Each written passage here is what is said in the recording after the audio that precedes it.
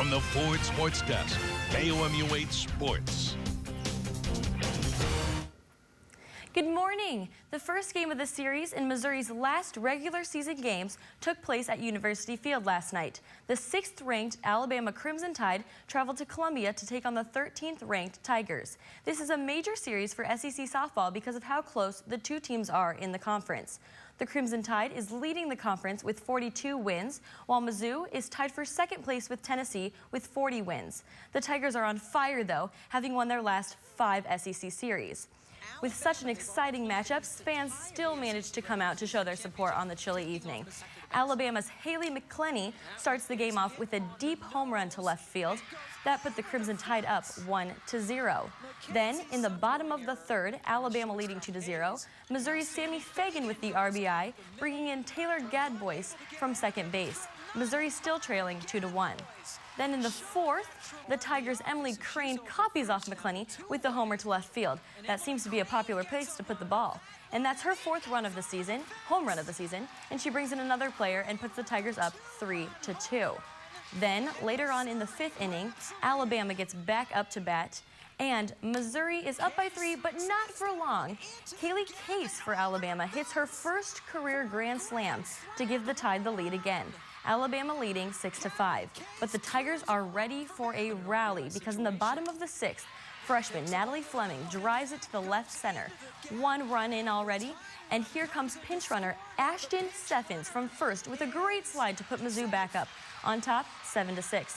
The Tigers weren't quite done yet. They added another run, making the final score 8-6. The teams face off again tonight at 6:30. The Royals and the Toronto Blue Jays completed their series at Kauffman Stadium last night.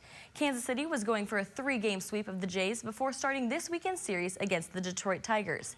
In the bottom of the second, the Royals' Alcides Escobar singles to right, with the right fielder Jose Bautista making an error, and Justin Maxwell is able to score all the way from first to tie the game at 1. Then, in the bottom of the third, the Royals' offense continues to put runs on the board as Billy Butler hits the sharp single to left, bringing in Omar Infante, but failing to bring in the second run as Eric Hosmer is thrown out at home. The Royals are up 2-1. Then, in the top of the 4th inning, the Blue Jays answer as Juan Francisco hits the ball deep into right field. There's no one in those seats, but there's the ball, giving Toronto a 1-run lead. That's Francisco's 3rd home run of the season. The Jays were up 3-2.